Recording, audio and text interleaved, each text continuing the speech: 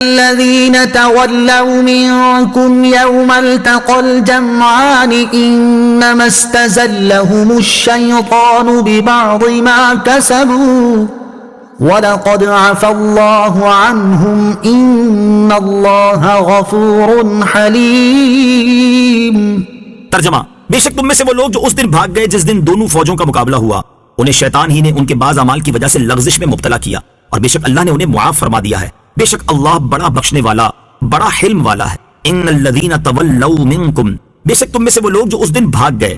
جنگ احد میں 14 اصحاب رضی اللہ تعالیٰ عنہم کے سوا، جن میں حضرت ابوبکر صدیق، حضرت عمر فاروق، حضرت علی المرتضیٰ رضی اللہ تعالیٰ عنہم بھی شامل ہیں، جو حضور علیہ الصلوۃ والسلام کے ساتھ رہے۔ باقی تمام اصحاب کے قدم اکھڑ گئے تھے، اور خصوصاً وہ حضرات جنہیں نبی کریم علیہ الصلوۃ والسلام نے پہاڑی مورچے پر مقرر کیا تھا اور ہر حال میں وہیں ڈٹے رہنے کا حکم دیا تھا، لیکن وہ ثابت قدم نہ رہ سکے، بلکہ جب پہلے حملے ہی میں کفار کے قدم اکھڑ گئے اور مسلمان غالب آئے، تب ان درے والوں نے کہا کہ چلو ہم بھی مال غنیمت جمع کریں۔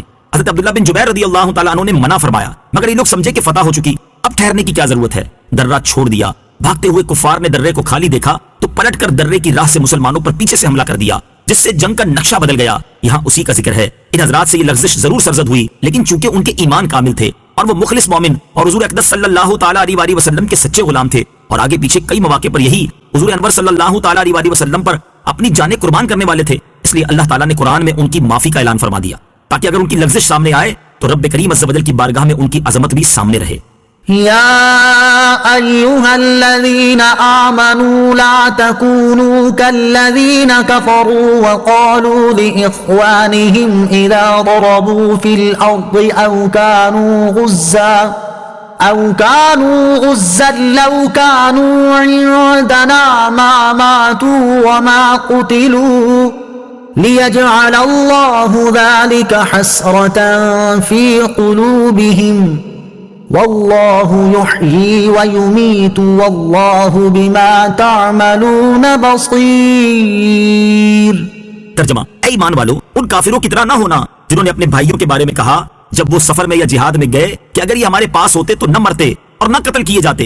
ان کی طرح یہ نہ کہو، تاکہ اللہ ان کے دلوں میں اس بات کا افسوس ڈال دے، اور اللہ ہی زندہ رکھتا اور مارتا ہے، اور اللہ تمہارے تمام اعمال کو خوب دیکھ رہا ہے۔ لا تکونوا کالذین کفروا، کافروں کی طرح نہ ہونا۔ یہاں کافروں سے مراد اصلی کافر بھی بیان کیے گئے ہیں اور منافق بھی۔ ہم منافقین والا معنی سامنے رکھ کر تفسیر سنتے ہیں۔ چنانچہ فرمایا گیا کہ اے ایمان والو، عبداللہ بن ابی اور ان جیسے کافروں منافقوں کی طرح نہ ہونا جن کے نسبی بھائی یا منافقت میں بھائی بند سفر میں گئے اور مر گئے، یا جہاد میں گئے اور مارے گئے، تو یہ منافق کہتے ہیں کہ اگر یہ جانے والے ہمارے پاس رہتے اور سفر و جہاد میں نہ جاتے تو نہ مرتے اور نہ مارے جاتے۔ اس پر ایمان والوں سے فرمایا گیا کہ اے ایمان والو، تم ان کافروں کی طرح کوئی بات نہ کہنا، تاکہ ان کی بات اور ان کا عقیدہ کہ اگر سفر و جہاد میں نہ جاتے تو نہ مرتے ان کے دلوں میں باعث حسرت بن جائے۔ حقیقی مسلمان تو یہ عقیدہ رکھتا ہے کہ موت و حیات اللہ عز و جل ہی کے اختیار میں ہے، وہ چاہے تو مسافر اور غازی کو سلامت لے آئے اور محفوظ گھر میں بیٹھے ہوئے کو موت دے دے۔ کیا گھروں میں بیٹھا رہنا کسی کو موت سے بچا سکتا ہے؟ اور جہاد میں جانے سے کب موت لازم ہے؟ اور اگر آدمی جہاد میں مارا جائے تو وہ موت گھر کی موت سے کئی درجے بہتر ہے۔ لہذا منافقین کا یہ قول باطل اور فریب ہے، اور ان کا مقصد مسلمانوں کو جہاد سے نفرت دلانا ہے، جیسا کہ اگلی آیت میں ارشاد ہوتا ہے۔ وَلَئِن